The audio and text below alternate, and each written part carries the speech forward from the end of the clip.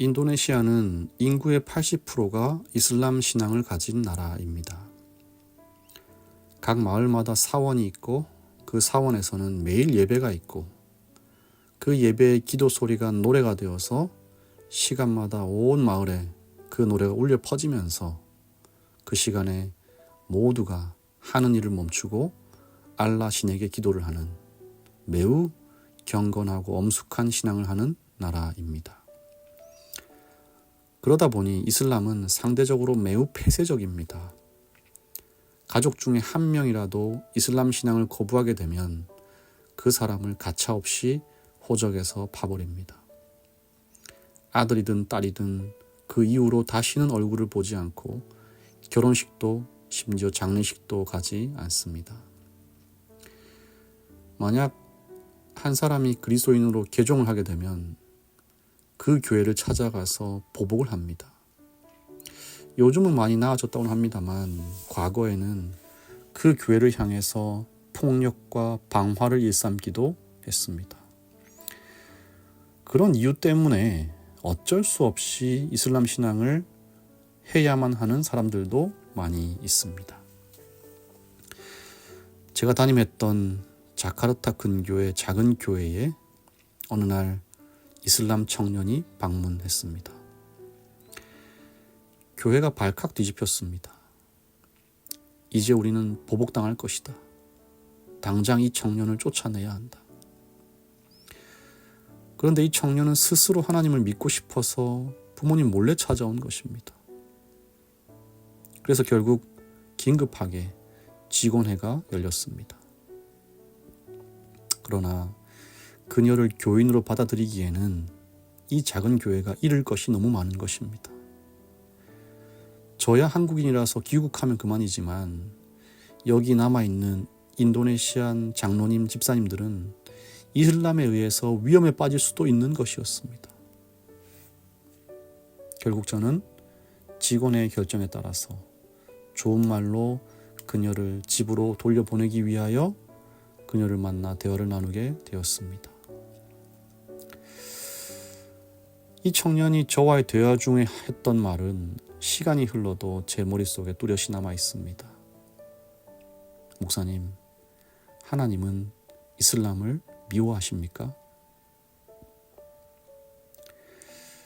그 질문을 듣는 순간 저는 그녀를 포기할 수 없었습니다.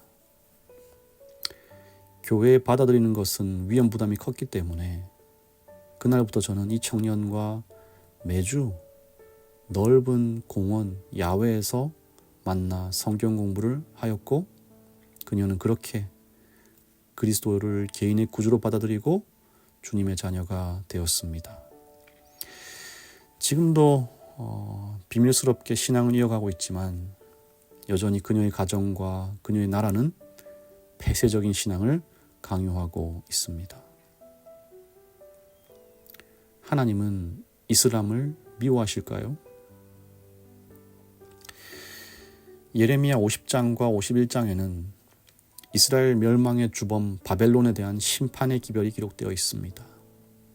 바벨론은 잔인하게 이스라엘을 짓밟았고 하나님의 성전을 더럽혔습니다.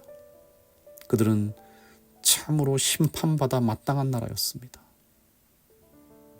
그러나 여러분, 하나님은 바벨론을 미워하셨을까요? 하나님은 왜 이스라엘 주변 열국들에게 이렇게 말씀을 주셨을까요? 지난번에도 말씀드렸지만 인간에게 있어서 가장 큰 저주는요, 하나님이 아무런 말씀도 하시지 않는 것입니다. 그것이 경고이든 칭찬이든 구세주이신 하나님이 사람에게 더 이상 말씀하시지 않는 것, 그것이야말로 하나님과의 단절이고 끊쳐진 바 된 저주인 것입니다. 그러나 오늘 하나님은 무려 2장에 걸쳐서 바벨론을 향하여 말씀을 주시고 계십니다. 이유가 뭘까요? 왜 심판받아 마땅한 자들에게 굳이 2장을 할애해서 주님은 말씀을 주시려고 하셨을까요? 그 이유는 그들에게 주님의 뜻을 들을 기회를 주시기 위함이었습니다. 예레미야 50장 45절입니다. 바벨론에 대한 나 여호와의 도모와 갈대아인의 땅에 대하여 경영한 나 여호와의 뜻을 들으라. 하나님은 유다를 멸망케 한 바벨론을 향하여서 뜻이 있으셨습니다. 그들이 하나님의 뜻을 모두 듣게 하시기 위하여 말씀을 주시는 것입니다. 그렇다면 바벨론을 향한 하나님의 뜻은 무엇이었을까요? 한 주석가는 이렇게 말하고 있습니다. 하나님이 이방 민족을 회복시킨다는 이러한 기별은 선민의식에 사로잡혀 있었던 당시 이스라엘인들에게는 이해하기 힘들었을 것이다. 그러나 하나님께서 이스라엘을 택하신 것은 그들을 통해 세계 만민을 구원하기 위함이라는 사실을 구속사의 전반에 걸쳐 언급된다. 하나님은 세계 만민을 구원하기 위한 높은 뜻을 갖고 계시고 그 뜻 안에서 비록 바벨론이라 할지라도 그들을 구원하시기를 원하시는 것입니다. 사랑하는 성도 여러분, 하나님은 재림교회만 사랑하실까요? 그렇지 않습니다. 재림교회를 가장 어렵게 하고 가장 공격하는 그 누구라 할지라도 하나님은 그들을 구원하시고자 하는 큰 뜻을 가지고 계십니다.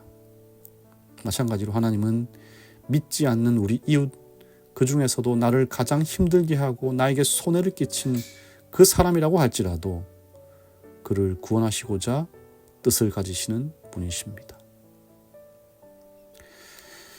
하나님은 예레미야를 통해 바벨론에게 전할 말씀을 주시면서 전파하라, 공포하라, 깃발을 세우라, 숨김없이 공포하라, 이르라 하는 매우 강력한 명령형 어조를 사용하여 말씀을 주셨습니다. 왜 그들을 향해서 숨김없이 공포하고 깃발을 세우라고 명령하셨을까요? 그 이유는 바벨론 사람 한 명이라도 빠짐없이 이 경고의 기별을 들어야 하고 한 명이라도 빠짐없이 이 구원의 기별을 들어서 혹여 그 들은 자들이 하나님께 돌아올까 봐. 그 이유 때문에 예레미야를 통하여 말씀을 주신 것입니다. 사랑하는 여러분, 오늘도 우리는 여러 사람들을 만나게 됩니다. 운전하면서, 길에서, 혹은 직장과 학교에서, 가정에서, 일터에서 우리가 접하게 되는 사람들은 그저 가벼이 지나보는 사람들이 아닙니다. 그들은 모두 주님이 사랑하시고 구원하시고자 원하시는 주님의 뜻이 담긴 자들입니다. 오늘 그 한 사람을 위해서 기도해 보면 어떨까요? 함께 기도하겠습니다. 감사하신 하나님, 죄 많은 자를 구원하여 주심에 감사를 드립니다. 주님의 높은 뜻과 섭리에 따라서 우리도 주님의 구원 사역에 기꺼이 우리의 몸과 마음을 드리는 주님의 종들 되게 하여 주시옵소서. 주님, 문채원 어린이와 함께하여 주시옵소서.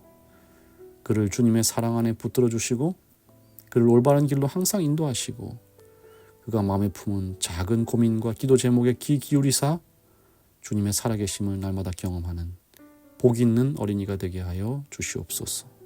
예수님의 이름으로 기도합니다. 아멘.